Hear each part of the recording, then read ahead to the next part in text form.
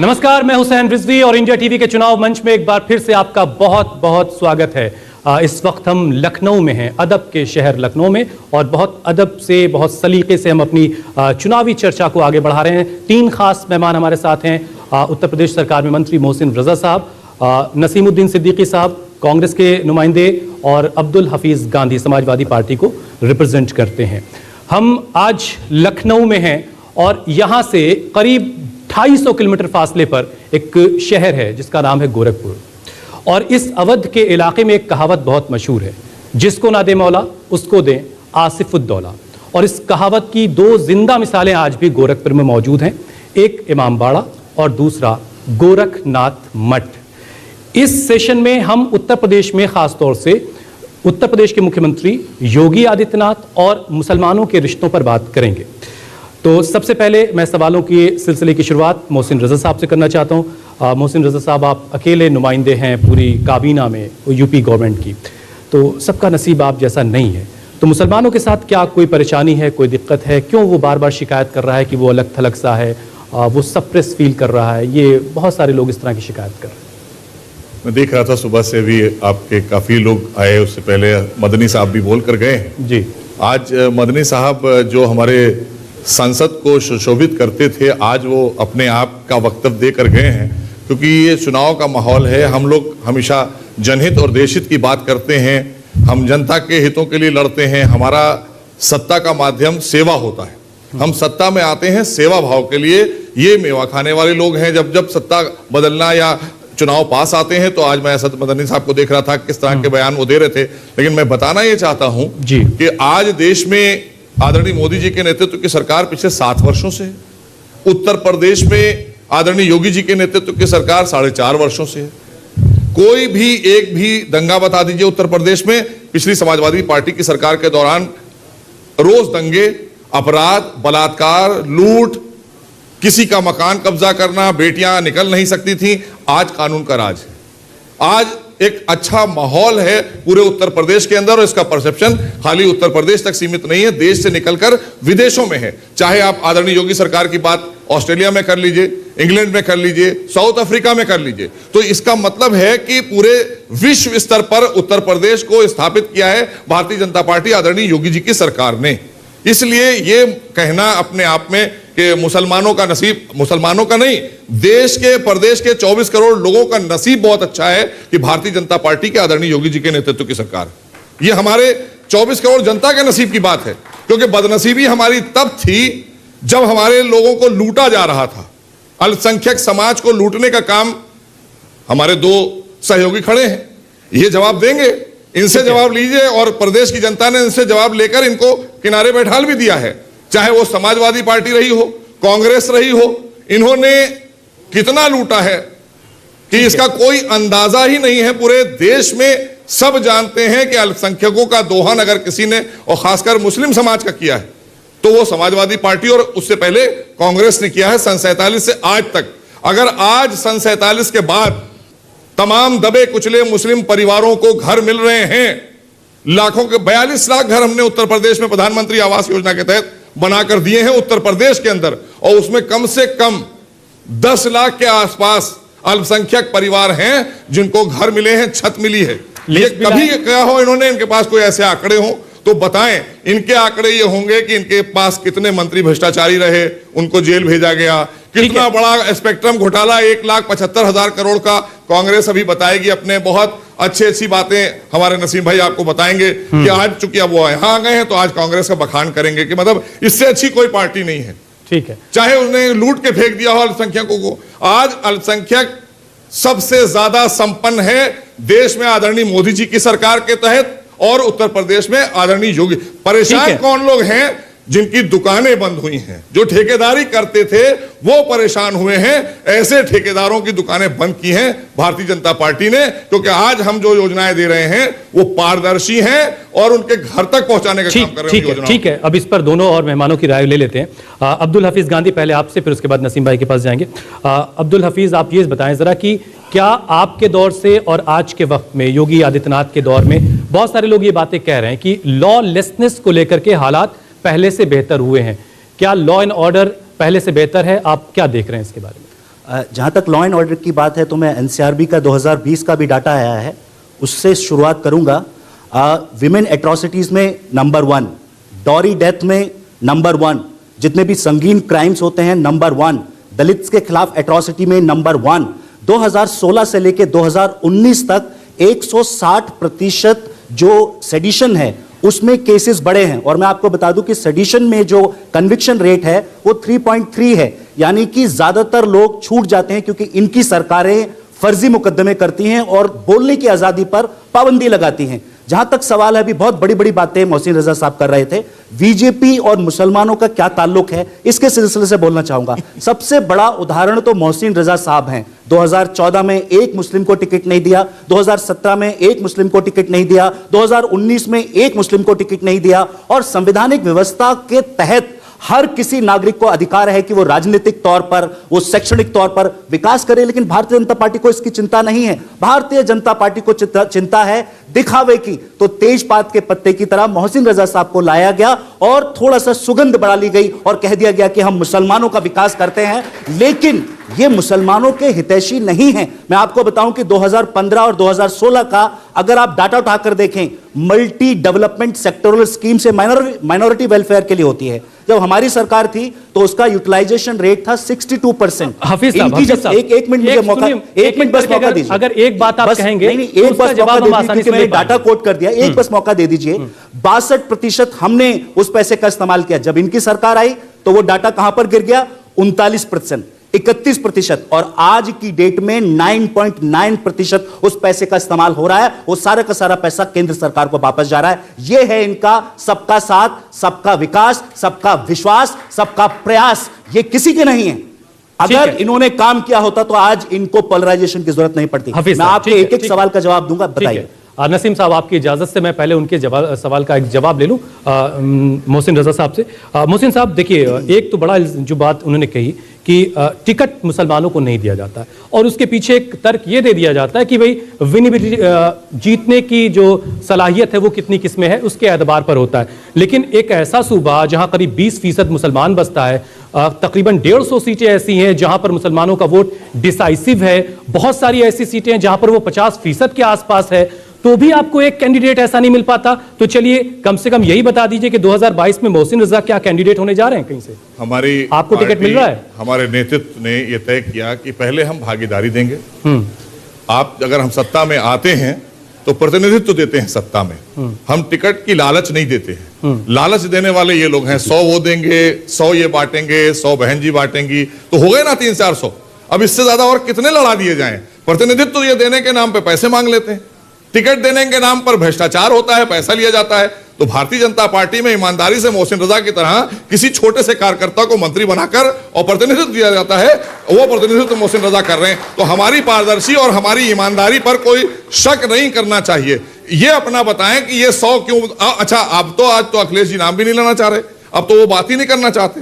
वो तो आज तो मंदिर जा रहे हैं, वो आजकल कह रहे हैं हम यहाँ पे कोई और मंदिर बनाएंगे, कोई हम यहाँ जाएंगे, वो भी जा रहे हैं, राहुल जी भी जाने लगे जनेऊ पहनकर। तो आज इस होड़ में क्यों लग गए? हम तो पहले से कहते थे कि प्रभु श्री राम को लेकर हमारी आस्था का विषय है, लेकिन आज आपको लगा कि नहीं भाई, अब अगर हम इस पर नहीं जाएंगे तो हमको अलग कर दिया जाएगा, बदनाम हमको करेंगे। जो सबका साथ, सबका विकास और सबके विश्वास की बात करे और जो सबको साथ में लेकर चले। हमारे जितने भी, चाहे केंद्र की कैबिनेट आदरणीय मोदी जी के नेतृत्व की हो, सारे क्षेत्र, सारे वर्ग, सारी जाति, सारे समाज को प्रतिनिधित्व दिया है। 11-11 महिलाओं को सुशोभित किया है जो देश के निर्माण और विकास में गौरव बढ़ा रही है देश का। ये बताएं इन्होंने क्या किया है? आपको टिकट मिल रहा है? सॉरी, आपको टिकट मिल रहा है इस बार? नहीं, मैंने कहा अगर संगठन चाहेगा, लड़ाएगा, लड़ेंगे। ठीक है। सिद्दीकी साहब, आप पहले मायावती के साथ थे, उनकी बड़ी ताकत थे उनके साथ, अब आप कांग्रेस में हैं, उन्होंने मीडिया सेल की जिम्मेदारी भी आपको दे दी है। प्रियंका गांधी काफी मेहनत भी कर रही हैं। आप उसी सवाल पर आ जाते हैं कि मुसलमानों को टिकट देने का जब बात आती है तो सभी पार्टियां, राजनीतिक दल ये कहते हुए कि भाई उससे पोलराइजेशन हो जाएगा, ये कहते हुए बचने की कोशिश होती है, जबकि सारे सियासी दल उसी सांप्रदायिक सियासत के इर्द गिर्द अपनी सारी प्रचार को लेकर चल रहे होते हैं। तो कितने मुसलमानों को टिकट मिलने वाला है इस बार? देखिए, बात जो हुई मुसलमानों पे शुरू की गई और वो मंदिर तक पहुंच गई। जी, आस्था की बात कही गई। मैं पहले आपकी बात का जवाब बाद में दूं, पहले अपनी मंशा बता दूं। ठीक। मेरा ये मानना है कि अगर मुझे अपनी इज्जत करानी है तो मुझे आपकी और आप सबकी इज्जत करनी होगी, और अगर अपने मजहब की इज्जत करवानी है तो मुझे अपने मजहब, अपने धर्म के साथ साथ पहले आपके धर्म की इज्जत करनी होगी। इसका मैं सबूत दे रहा हूं, क्योंकि मंदिर की बात आ गई, आस्था की बात आ गई, मैं इसका सबूत दे रहा हूं। अगर मैं एक तरफ यह कहता हूं कि औज़ु बिल्लाहि मिनश शैतानिर रजीम बिस्मिल्लाहिर रहमानिर रहीम, तो दूसरी तरफ मैं ये भी कहता हूं कि गजाननं भूत गणाति सेवितम कपित्थ जम्बू फल चारु भक्षणम उमा सुतम शोक विनाश कार्यक्रम नमामि विघ्नेश्वर पाद पंकजम। पता नहीं जाने कि नहीं जाने, जो हम जानते हैं वो लोग जानते ही नहीं, और जो हम मानते हैं वो लोग मानते नहीं। आप मंदिर की बात कर रहे हैं, मैंने पहले कह दिया कि पहले मुझे आपके मजहब का सम्मान करना होगा, तब मेरा सम्मान होगा। और मैं आपसे साबित कर रहा हूं, मैं सभी धर्मों की इज्जत करता हूं, सभी ग्रंथों की इज्जत करता हूं। ऋग्वेद के 10वें मंडल के पुरुष सूत्र के 90 नंबर के श्लोक नोट कर लीजिए। मंदिर की बात कर रहे हैं, बात हो रही कोई और मंदिर पहुंच गए। अरे भैया, मंदिर मस्जिद के अलावा ही बाहर निकलो। ब्राह्मणो वस्य मुखामासी बाहु राजन्या करता गुरु तदवय से पदाभ्याम शूद्रा जायत दैवाधीनम जगत सर्व मंत्राधीनम चा देवता ते मंत्रा ब्रह्माधीनम तस्मात् ब्राह्मण देवता। कहां से आप बात कर रहे हो? तुलसीदास जी के जिले का रहने वाला हूं मैं। जितनी इज्जत कुरान हदीस की करता हूं वह उतनी ही ऋग्वेद है, सामवेद है, अथर्ववेद है, यजुर्वेद है, श्रीमद् भागवत गीता है, रामचरितमानस है, हर ग्रंथ की इज्जत करता हूं। कहां आप लिए जा रहे हो मंदिर में? कहां आप लिए जा रहे हो मस्जिद में? हमारी मंशा तो यह है, कांग्रेस की मंशा तो यह है कि मंदिर तो बहुत बड़े बने हुए हैं, मस्जिद तो बहुत बड़ी बनी हुई है, इस हिंदुस्तान को ही क्यों ना मंदिर मस्जिद बना दिया जाए। कितने मंदिर मस्जिद बनाना है? आप हिंदुस्तान को ही मंदिर मस्जिद समझ लो। अब जो भी माननीय मंत्री जी ने कहा, अब मैं उस पर क्या कहूं, बस ये कहूंगा कि सरकारी ऐलान हुआ है, सच बोलो। सरकारी ऐलान हुआ है, सच बोलो। घर के अंदर झूठों की एक मंडी है, घर के बाहर बोर्ड लगा है, सच बोलो। सरकारी ऐलान हुआ है, सच बोलो। वारे साहब, मैं क्या कहूं? और मैं दूसरे लफ्जों में ये कह दूं कि मैं सच कहूंगा फिर भी हार जाऊंगा, मैं सच बोलूंगा फिर भी हार जाऊंगा। वो झूठ बोलेंगे और लाजवाब कर देंगे। तो ऐसा क्यों लग रहा है कि आप हार जाएंगे? इसलिए मैं सिर्फ इतना कह के अपनी बात पूरी कर दूं कि तुम्हारे घर में दरवाजा है लेकिन तुमको खतरे का अंदाजा नहीं है। तुम्हारे घर में दरवाजा है लेकिन तुमको खतरे का अंदाजा नहीं है। हमको खतरे का अंदाजा है लेकिन हमारे घर में दरवाजा नहीं है। तुम आसमां की बुलंदियों से जल लौटाना, मुझे तुमसे जमीन के मसाइल पर बात करनी है। भाई मैं चुप रहा हूं। भाई मंत्री जी, आप शेर सुना लीजिए। शेर नहीं सुना रहा, शेर सुनाइए, बचा क्या आप लोग? शेर सुनाइए। अरे भाई, बचा बहुत कुछ। सुनाइए, मुशायरा हो जाए। आपने अभी बोलने, थोड़ा मुशायरा हो जाए, थोड़ी देर पब्लिक का मन बहल जाएगा। चलिए चलिए सुनाइए, शेर सुनेंगे, शेर हम भी सुनेंगे। चलिए सुनाइए। देखिए मंत्री जी, मैं आप इतनी देर बोलते रहे, गांधी जी बोलते भाई शेर सुनाइए, मैं चुपचाप खड़ा रहा। आप शेर सुनाइए ना, क्षमा कीजिएगा। आप तो मुनव्वर राना का भी शेर अभी सुनाएंगे। इतनी सलाहियत, तो आप इससे पहले जिनका सुना रहे थे वो तो है नहीं बेचारे दुनिया में, लेकिन अगर आप मुनव्वर राना का भी शेर सुनाएंगे तो वो सब आपके मंचों पर उनको सुशोभित करते थे आप लोग। वो मेरे आप लोगों ने ऐसे शायरों को मंचों पर बैठाला है। मैं इस तरीके की डिबेट में हिस्सा नहीं लेता। ठीक है मोहसिन साहब, मैं चुपचाप इनकी बात सुनता रहा, आपकी बात सुनता रहा। बिल्कुल सही। आपकी इतना हौसला तो रखिए कि मेरी बात सुन सको। आप इतना हौसला रखिए। आप सिर्फ, मैं इतना ही कहूंगा, यकीन है मुझको बाजी जीतने की फतह मेरी है। मैं गुलदस्ते बनाता हूं, ये शमशीरें बनाती हूं। यकीन है मुझको बाजी जीतने की फतह मेरी है। मैं गुलदस्ते बनाता हूं, ये शमशीरें बनाते हैं। हमारे सर फेरे जज्बात कैदी बन नहीं सकते। हवाओं के लिए क्यों आप जंजीरें बनाते हैं? सरकार तो सिर्फ कांग्रेस की बनेगी और बना करके दिखाएंगे। हफीज भाई, आपके पास आऊं, उससे पहले जरा मोहसिन भाई का जवाब ले लूं। आप कुछ कहना चाह रहे थे भाई, आप शमशीरें बना रहे हैं। वो आप ये बताइए कि शेर व शायरी से सरकार बनती है? कई बार शेर व शायरी के जरिए बातें कही जाती हैं, जनता की कल्याण की योजनाओं से बनती है, जनता की समस्याओं के समाधान से सरकार। अगर आप में इच्छा शक्ति है तो करिए। अगर आप शेर व शायरी से सरकार बनाना चाहते हैं तो भाई आपको मुबारक हो, आप बना लीजिएगा। लेकिन हम जनता के हितों के लिए मुद्दों पर जाते हैं। हमने जनता के हितों के लिए जो समर्पण किया, जो हमने उनसे संकल्प लिया, उस संकल्प पर हम खरे उतरते हैं। हमने संकल्पों पर सरकार बनाई है और संकल्प पूरे किए हैं। आज इसीलिए तो फ्रस्ट्रेशन में विपक्ष पूरा दिखाई दे रहा है आपको। पूरा विपक्ष फ्रस्ट्रेशन में है क्योंकि उसे पता है, परिणाम खूब जानते हैं कि प्रचंड बहुमत से भारतीय जनता पार्टी की सरकार उत्तर प्रदेश की जनता बनाएगी। ये हमें पूरा विश्वास है क्योंकि हमने काम करके दिया है। हम हवाई बातें नहीं कर रहे हैं, अब ये कर लिया, वो कर लिया, मंदिर बना लीजिए, मस्जिद। अरे भाई, हमारी संस्कृति है, हम अपनी संस्कृति से प्यार नहीं करेंगे। आप यहां पर बातें कर रहे हैं कि पूरे हिंदुस्तान को आप मस्जिद बना दीजिए, तो चलिए ना, अरब में है ना मस्जिदें, आप जाइए, किसने रोका है? हम तो अच्छी हज करा रहे। योगी सरकार में जितनी अच्छी हज हमने कराई है किसी ने नहीं कराई होगी। तो फिर आप आइए ना, बात कीजिए ना, आपने क्या कराया था? उससे पहले आपने कौन से कितने बड़े बड़े हज के लोगों के लिए, आजमीन के लिए काम कर दिए, कितने आपने नामहरम हज पे भेज दिए। आपने ट्रिपल तलाक के मामले पर आप विरोध कर रहे थे सदन से सड़क तक। आज आधी आबादी मुस्लिमों की वो हमारे साथ इसलिए खड़ी है कि उनके पैरों से हमने ट्रिपल तलाक की बेड़ी को तोड़कर फेंक दिया है, जो कहीं नहीं था, खाली हिंदुस्तान में था। आप कह रहे हैं उस पर नहीं बोलना चाहते। मोहसिन भाई, आप कह रहे हैं कि मुसलमानों की आबादी आपके साथ खड़ी, आधी बिल्कुल खड़ी। तो आपके बड़े बड़े नेता कहते हैं कि मुसलमान तो वोट ही नहीं करते। कौन कह रहा है? किसने कहा? कतई नहीं, ये कहते होंगे, हम नहीं कहते। हमारे साथ 24 करोड़ लोग हैं और 24 करोड़ लोगों में हमारा सब समाज के लोग हैं। हम कब कह रहे हैं? हमने जिनको घर दिया, अभी इन्होंने कहा कि हमारे घर में कोई दरवाजा नहीं। दरवाजा अगर हमने लगाने का काम किया है तो हम ही को तो वोट देंगे। ठीक है, किसको दे देंगे? जिन्होंने दरवाजा उखाड़ कर फेंक दिया था, उनको वोट देंगे। हफीज गांधी साहब, एक मिनट, मैं एक वाकया सुनाना चाहता हूं। मैं पहली बार 1991 में MLA जीता। उसके बाद सरकार बनी बीजेपी की, कल्याण सिंह जी CM थे। मैंने अपनी स्पीच में कहीं कह दिया कि सरकार चोर है। मुझे बांदा के SP ने बुला लिया और उसने कहा कि आपने कहा सरकार चोर है। मैंने कहा हाँ भाई, पता नहीं सही है गलत है, मुझे जो लगा मैंने कह दिया। लेकिन मैंने ये नहीं कहा कि सरकार कहाँ की चोर है, यूपी की चोर है कि इंडिया की चोर है कि पाकिस्तान की चोर है कि अमेरिका की चोर है, कहाँ की चोर है, ये मैंने नहीं कहा। तो SP साहब बोले, हमें आप बेवकूफ समझ रहे हैं क्या? हम नहीं जानते कहाँ की सरकार चोर है? अब आप समझ रहे हैं, आप बेवकूफ समझ रहे हैं कि ये भाई बीच में आ रहे हैं, भाई बीच में बोले, मैं चुप रहता हूं। इन्हें भी एक काम मिला है, तो चुटकुले सुनाकर टाइम पास कर सकते हैं। इतना गंभीर है चुनाव को लेकर, इन शेर व शायरी से पता कर सकते हैं। चलिए ठीक है, ऐसे बात नहीं होती है। ठीक है, ठीक। जब एक आदमी बोल रहा है दूसरे अब आप समझ सकते हैं कि गंभीरता जनता के हितों की बात हो रही है या किसी शायर की शायरी सुनाई जा रही है। अब हम जरा किसी शायर की शायरी से उत्तर प्रदेश नहीं चलेगा, किसी शायर की शायरी से नसीब भाई उत्तर प्रदेश नहीं चलेगा। आप मुझे अच्छी जनता के हितों से उत्तर प्रदेश चलेगा। ठीक है, मेरा इतिहास जानते हैं, मैं आपके इतिहास जानता हूं। आप उस पर मत पहुंचिए। और नसीमुद्दीन साहब, मैं क्या कर रहा हूं? फैक्ट्स पर बात कर लेते हैं। फैक्ट्स पर मेरी बात सुनिए। जी जी जी, इस जल्दी मुकम्मल डिबेट में मैं हिस्सा नहीं लेता हूं।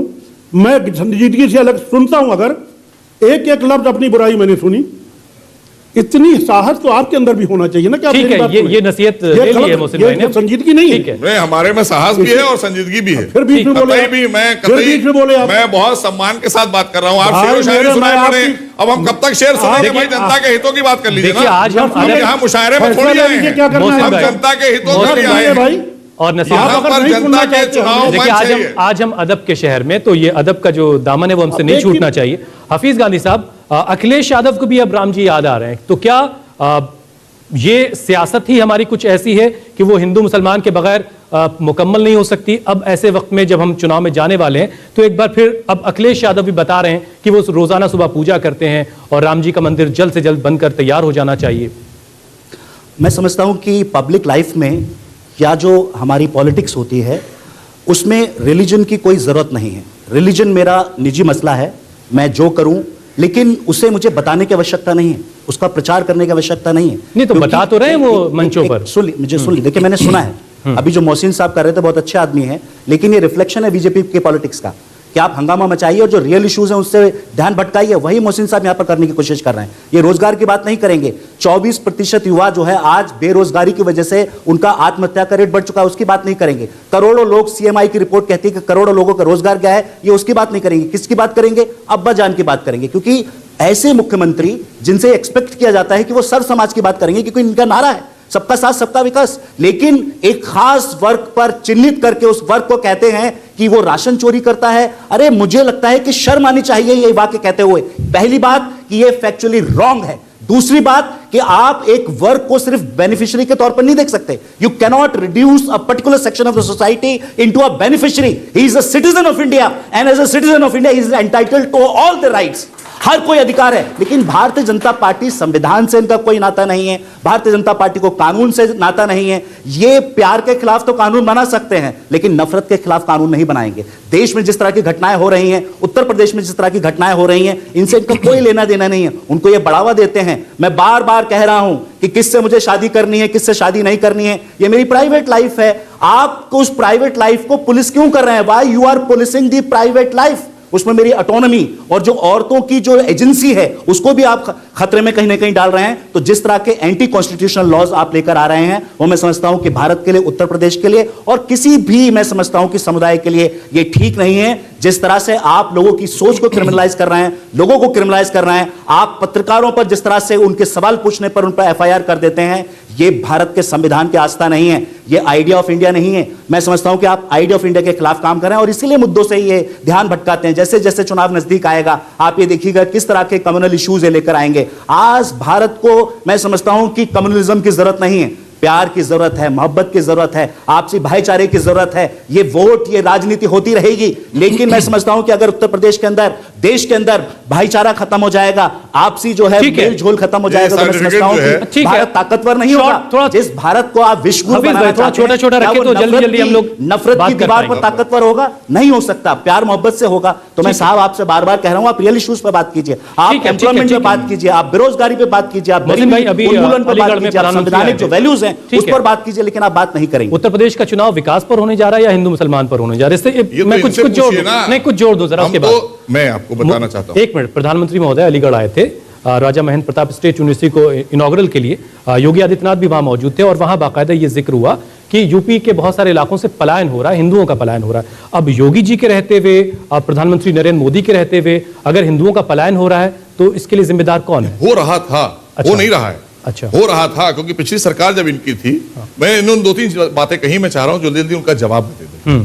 पहली चीज, इन्होंने विकास की बात की तो विकास की बात कर लें क्योंकि हमने विकास के ही मुद्दे पर हम 2013 से लेके और अभी तक और आगे भी हमारा मुद्दा विकास ही रहेगा. लेकिन सुरक्षा को हम इग्नोर नहीं कर सकते कि देश की सुरक्षा से खिलवाड़ करने के लिए अवैध धर्मांतरण जैसे लोगों को हम मंच पर बुलाकर सुशोभित करें और उनको ले जाकर महिमा मंडित करें और उनसे कहें वोट मांगिए मेरे लिए, ये काम भाजपा नहीं कर सकती. हम सुरक्षा की दृष्टि से ऐसे लोगों को जेल में भेजती है हमारी एजेंसियां. हमारी एजेंसियां समाजवादी पार्टी की नहीं है, ये भारतीय जनता पार्टी के दौरान आजाद है. वो उनको पूरा छूट है. कोई कितना शक्तिशाली व्यक्ति क्यों ना हो, कोई कितना बड़ा नेता क्यों ना हो, अगर अवैध धर्मांतरण कराता पाया जाएगा, चाहे कोई मौलवी क्यों ना हो, उसको जेल भेजने का काम हम करेंगे क्योंकि यह काम नहीं करने दिया जाएगा उत्तर प्रदेश के अंदर. अगर आप ये सोचते हैं कि इस बिना पर हम बदनाम किए जाते हैं तो ये आप हमारे वो बदनामी हमें अच्छी लगती है. लेकिन हम भी मुसलमान हैं. एक मिनट मेरी बात होने दीजिए. इन्होंने कहा हमने संकल्प लिया था, हमने कहा था जब हम सरकार में आएंगे किसानों को लेकर आज जिस तरह के तमाशे समाजवादी पार्टी करा रही है, कोई नहीं करा रहा है. सब किसान भाई हमारे साथ में है. क्या किसान तमाशा कर रहा है? हमारे साथ में जानते हैं अच्छी तरह से. हमने पहला ही जब हमारी कैबिनेट हुई थी 36,000 करोड़ रुपए का कर्जा हमने माफ किया था और हमने ही भुगतान किए हैं आज 1,40,000 करोड़ रुपए के. इन्होंने तो कर्जे में डुबो दिया था. इनके टाइम में किसान झूल जाते थे फंदे से लगाकर फांसी. ये समाजवादी पार्टी के दौरान होता था. बहनें घर से निकलना परेशान थी, निकलती नहीं थी. अपराधियों को महिमा मंडी समाजवादी पार्टी के दौरान किया गया था. ये क्या बात करेंगे? किस मुंह से ये हमें आईना दिखाने की बात करते हैं? ये हमने हटाई है सरकार इनकी. ये प्रचंड बहुमत हमने जबरदस्ती ले ली है. अभी ये ईवीएम का रोना भी रोएंगे. 4 दिन के बाद ये ईवीएम का रोना ना रोए पूरा विपक्ष तो बताइएगा, आप देखिएगा ये रोएंगे कि ईवीएम खराब. ठीक है. मथुरा में एक छात्रा ने खून से लेटर लिखा कि मैं कॉलेज नहीं जा सकती. आप सुन लीजिए. मुख्यमंत्री जी, मैं इस कॉलेज नहीं जा सकती, मेरे को शोहदे परेशान करते हैं. गोरखपुर जो गृह जनपद है मुख्यमंत्री जी का, वहां पर एक प्राइवेट कॉलेज बन रहा और उस पर नोटिस चिपका हुआ था कि हम ये कॉलेज नहीं खोल सकते क्योंकि यहां पर शोहदे परेशान करते हैं. यह है इनकी सरकार. हाथरस के अंदर पीड़िता को रात में पुलिस जलाती है, उसका दाह संस्कार करती है, परिवार नहीं करता है. ये किस तरह की सरकार है? और आप हिंदू संस्कृति की बात करते हैं. मैं समझता हूं कि हिंदू संस्कृति में कहीं नहीं है कि पुलिस दाह संस्कार करेगी और वो भी डीजल और पेट्रोल डालकर दाह संस्कार करेगी.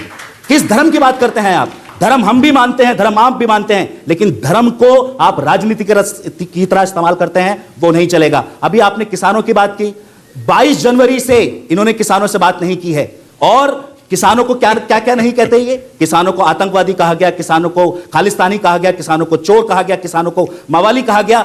आपने तो अपने संकल्प पत्र में वादा किया था कि हम गन्ना किसानों को 370 रुपए देंगे, 25 रुपए बढ़ा दिए, और वो भी कब? 4 साल बाद। 4 साल तक क्यों नहीं बढ़ाया आपने? 4 साल तक क्या किसान को आपने गन्ना, आपको याद नहीं आई जब आज पश्चिमी उत्तर प्रदेश का किसान आपसे नाराज है, इतनी बड़ी तादाद में वो आपके खिलाफ इकट्ठा हो गया, तो आपको गन्ना किसानों की याद आई? ठीक है, 25 रुपए डीजल पिछले बराबर 1 साल बात करने में का बढ़ा मौका है। मिल रहा है, इसलिए बात को थोड़ा छोटी रखेंगे तो हम जरा सलीके से अपनी बातों को पहुंचा पाएंगे। नसीमुद्दीन सिद्दीकी साहब, धर्मांतरण का एक जिक्र आया, मौलाना कलीम सिद्दीकी को पकड़ा गया और आरोप यह लग रहा है कि तकरीबन 5 लाख धर्मांतरण हुए हैं। एक सवाल यह भी है कि योगी जी के वक्त में इतने धर्मांतरण कैसे हो रहे थे, और अभी जब गिरफ्तारी हुई है उससे ठीक पहले मौलाना कलीम की मुलाकात मोहन भागवत से हुई थी मुंबई में एक कॉन्फ्रेंस में। तो ये वाकई क्या इस तरह की ये ठीक चुनाव से पहले ये धर्मांतरण का मुद्दा आना क्या पूरे सियासत को, पूरे चुनाव को हिंदू मुसलमान की तरफ ले जाता है, या वाकई इस तरह की कुछ चीजें हो रही ग्राउंड पर? देखिए, ये सोची समझी साजिश है और मेरी गुजारिश है कि जब तक मेरी बात पूरी ना हो जाए तो टोका टाकी ना करें। ठीक तो है। बेहतर है कि मैं डिसिप्लिन को मानता हूं। मैं सिखाना तो नहीं चाहता हूं, लेकिन गुजारिश करना चाहता हूं, सीखना चाहें सीख लें, काफी दिन से सीख रहे हैं। आप मुद्दे पे आइए ना, नसीहतें। मैं सिर्फ ये कहूंगा कि जो इनका संकल्प पत्र है, जिसको घोषणा पत्र कहते हैं, वो उठा के रख लें। 10% भी नहीं पूरा हुआ, अब इनको चुनाव में मैदान में फिर जाना है। तो जनता का ध्यान उससे भटकाने के लिए केवल ये, अब मंदिर की बात यहां कौन लेकर के आया, मस्जिद की बात कौन लेकर के आया, जाति के नाम कौन लेकर के आया, ये केवल और केवल भटकाने के लिए, ध्यान भटकाने के लिए कि हमारी कमियां न निकल सके। अरे कलीम साहब ने अगर धर्मांतरण कराया है, सवाल ये पैदा होता है, धर्मांतरण करने का अधिकार संवैधानिक तरीके से किसी को भी है। अगर वो संवैधानिक तरीके से हुआ है तो उसमें गलत क्या है? अगर गलत हुआ, संविधान से परे हुआ, तो कोर्ट सजा देगी ना, या आप तय करोगे? आज मैं इनसे पूछना चाहता हूं, अभी कानून व्यवस्था की बात हुई, अभी आज ही की अकल की बात है, एक गुप्ता में नाम याद नहीं आ रहा, मनीष गुप्ता जी गोरखपुर में विकास कार्य देखने जाते हैं, पुलिस शूट कर देती है। वारी सुरक्षा व्यवस्था। हाथरस की एक दलित की बेटी के साथ रेप किया जाता है और उसको मार दिया जाता है, जान से मार देते हैं। उसके परिवार के लोगों को अंतिम संस्कार करने के लिए, दाह संस्कार करने के लिए लाश नहीं दी जाती, रात को पुलिस पेट्रोल डीजल डाल करके जला देती है। वारे आपका कानून व्यवस्था। रामपुर का किसान मारा जाता है, उसको मार दिया जाता है, वारे आपकी कानून व्यवस्था। और वहां जाता कौन है? चाहे सोनभद्र हो, चाहे हाथरस हो, चाहे रामपुर हो, चाहे पीलीभीत हो, चाहे मेरठ हो, चाहे बिजनौर हो, अगर वहां कोई जाता, आपका एक नुमाइंदा कोई पूछने भी नहीं गया। अगर कोई वहां गया तो कांग्रेस पार्टी की राष्ट्रीय महासचिव श्रीमती प्रियंका गांधी वाड्रा जी हर जगह गई, गर्मी में, धूप में, रात में वही गुजार करके उनके सुख दुख में शामिल हुई। चलो भाई, आपसे गलती हो गई थी, आपको उनके सुख दुख में तो शामिल हो जाते। कहां है कानून व्यवस्था? आप गन्ने की बात करो, मैं गन्ना मंत्री 5 साल रहा हूं, ठीक है, मैं जानता हूं गन्ना को। अब जवाब ले लें। अगर टाइम पूरा हो गया देन आई एम साइलेंट। ठीक है, जवाब ले लें मोहसिन साहब से। मोहसिन साहब बताइए कि ये कैसी किस तरह की सुरक्षा की आप बातें कर रहे हैं? मैं इसमें थोड़ी चीजें आप और जोड़ देता हूं। अब ये बात बार बार सरकार की तरफ से कही जा रही है कि उत्तर प्रदेश में जो लॉ एंड ऑर्डर है वो बहुत बेहतर हो गया है, कोई बड़ा दंगा नहीं हुआ, ये अभी आपने खुद कहा, लेकिन लो इंटेंसिटी वायलेंस हो रहा है और लो इंटेंसिटी वायलेंस की वजह से हाईएस्ट टेरर पैदा करने की कोशिश हो रही है। तमाम इसके डेटा मौजूद हैं और वो खुद आपकी सरकारों ने डेटा। देखिए हुसैन, अपराधियों को भयभीत होना चाहिए, यही सरकार का और कानून का इकबाल होता है। अगर अपराधी भयभीत है तो उसको तो होना ही चाहिए, क्योंकि अपराधियों को भयभीत अगर नहीं होंगे, वो हमारी पुलिस का इकबाल नहीं होगा, तो फिर समाजवादी पार्टी की सरकार कहलाएगी ना, ये भाजपा की सरकार थोड़ी कहलाएगी। ये तो भाजपा की सरकार है, भारतीय जनता पार्टी की। ये सबके साथ इंसाफ करने वाली सरकार है। रामराज की स्थापना इसी को कहते हैं। जो ये रामराज को लेकर जब नाम आता है प्रभु श्री राम का, तो ये परेशान हो जाते हैं। प्रभु श्री राम का नाम ही इस बात का संकेत है कि न्यायपूर्ण सरकार हो गई यहां। आप नहीं चाहते थे, क्योंकि आपने हमेशा विरोध किया था, आप नहीं चाहते थे। हमने जो भी योजनाएं और जो भी संकल्प लिए, हमने उनको पूरा किया है। हमने 4 लाख नौकरियां दी हैं अभी तक सरकार ने, योगी सरकार ने 4 लाख नौकरियां सरकारी दी हैं, 4 लाख से ज्यादा रोजगार सृजित किए हैं और लगभग 1 करोड़ 80 लाख से ज्यादा हमने एमएसएमई और छोटी छोटी योजनाओं के तहत आच्छादित किया है लोगों को, जिनको रोजगार दिया है हमने। तो हमने जो संकल्प लिया था गांव, गरीब, किसान, नौजवान, महिला सम्मान के लिए, वो काम हमने किया। और एक सबसे बड़ी उपलब्धि हम बताना चाहते हैं, यहां पर हमारे शहर की जनता भी बैठी है और पूरा देश देख रहा है आपका चैनल, कि जब हमने 2018 में आदरणीय योगी जी की सरकार ने इन्वेस्टर समिट किया इसी शहर में, तो आपने देखा पूरे विश्व से, देश के तो आए हैं उद्योगपति, पूरे विश्व के उद्योगपति आए और 4,68,000 करोड़ रुपए के एमओयू यहां साइन हुए और 2.5 लाख करोड़ से ऊपर के एमओयू को जमीन पर उतारने का काम किया। उससे लाखों की तादाद में हमने व्यापार मतलब भी बहुत दिया, व्यापारियों को भी। अब थोड़ा वक्त ये खत्म हो रहा है। कानून का राज था ना, इसलिए हुआ ये परेशान इसलिए हैं क्योंकि ये सब हाशिए पर चलिए, पड़े लोग योगी जी हैं। ने इतने सारे इनसे काम किए हैं, प्रदेश की जनता लेकिन वो दुखी काम हो चुकी थी। समाजवादी पार्टी को नजर नहीं आता, कांग्रेस को नजर नहीं आता। अब एक आखिरी कमेंट हफीज आपका और नसीमुद्दीन सिद्दीकी साहब आपका, उसके बाद मुझे ये शो खत्म जितने करना काम जितने गिनाए हैं वो सभी कागज पे। बस 1 मिनट रखिएगा। दस काम अब नहीं सारे गिना काम सकते। कागज पर आ गए। ये 10 काम अब इनको सुन चूंकि लीजिए। अब आप इन्होंने सुन तो जो लीजिए। किए थे जनता अब आप ने देखकर सुन इनको लीजिए। अब समेट बात दिया। को- अब आप सुन अब लीजिए। इन्हें कागज पर नजर आप आएंगे ये। देखिए, मैं पर्सनल कमेंट नहीं करना चाहता था, जी, लेकिन बोलिए। बात आ गई है तो कहूंगा। बोलिए, बोलिए। योगी जी के कार्यक्रम में थे, इनको हटा दिया गया था। ये है इनका सबका साथ। इनको हटा दिया गया था। ये है आप इनका इसी सबका पर साथ फोकस और करते सबका रहिए। विकास। हमें सरकार बकवास पे नहीं है। लोग हमें आगे बकवास बढ़ाते नहीं है। रहेंगे। अंदर से खुद आप जानते लोग हैं जो है ना अंदर से फ्रस्ट्रेशन में खुद जी रहे हैं जानते और हैं कोई कि बात कितनी नहीं है घुटन में जी भैया। रहे हैं ये आपका अंदर से फ्रस्ट्रेशन खुद है जानते हैं कि कि आप कितनी सत्ता घुटन से में जी बाहर रहे हो हैं। गए। घुटन विकास नहीं होता है जनाब। आप तो उत्तर प्रदेश घुटन की होगी जनता होगी से क्योंकि पूछिए आपने कि किस तरह भ्रष्टाचार से किया था। आज घुटन में आपको है। घुटन महसूस अरे होना आपने चाहिए। कोरोना किट का आपको घोटाला प्रदेश की किया, जनता ने घुटन महसूस कराई है। आपने हमने कौन सा नहीं घोटाला कराई नहीं है। किया? कोई और भी सरकार भर्ती नहीं जनता बता बनाती सकते। है, चलिए, ठीक है। आप इसमें पर्चा हफीज लीक साहब, ना आपकी हुआ बात हो। मुकम्मल हुई, मुझे पहली शो बार वाइंड अप उत्तर करना है। प्रदेश ने देखा कि नसीमुद्दीन साहब, बारकोड एक बदल मिनट दिए आपके गए, लिए final कॉपियां comment। बदल दी गई। एक फाइनल ये है कमेंट इनका आपका। सुशासन। एक फाइनल कमेंट दीजिए, उसके बाद मुझे शो खत्म करना है। देखिए साहब, बहुत देर से सब लोग सुन रहे हैं, मैं भी सुन रहा हूँ। आप भी बोल रहे हैं। मैं सिर्फ ये चाहता हूँ, मैं डिसिप्लिन के बाहर नहीं जी जाता जी जी। कि जब मैं बोलूं तो माननीय मंत्री जी कृपया सुने, बाद में जो कहना वो कह लें। माननीय मंत्री जी, आपने बहुत कुछ किया, आपकी सरकार ने बहुत कुछ किया और आपको जो नवाजा गया उसके बारे में गांधी जी ने सब बता दिया। मैं सिर्फ इतना कहूँगा कि आप इतने संवेदनशील हैं, आपकी सरकार इतनी संवेदनशील है कि लाखों लाशें कोरोना में नदियों में तैरती रहीं, सड़ती रहीं, दफनाने के लिए जगह नहीं मिली, जलाने के लिए लकड़ी और जगह नहीं मिली। आप संवेदनशील हैं। किसान 10 महीने से सड़क में जाड़ा गर्मी बरसात में बैठा हुआ है। आपका एक प्रतिनिधि जाकर के उनकी बात नहीं सुन सकता है। सरकार संवेदनशील है, किसानों की हितैषी है। आज करोड़ों युवा, लड़के लड़कियां बेरोजगार घूम रहे हैं, रोजगार की तलाश में आत्महत्या कर रहे हैं। आप बहुत संवेदनशील है, आपने 4 लाख नौकरियां दे दी। अरे भाई, चलिए, बाकी का फैसला उत्तर प्रदेश की आवाम करेगी आने वाले वक्त में। बहुत बहुत शुक्रिया, आपने इस चर्चा में हमारे साथ शामिल हुए।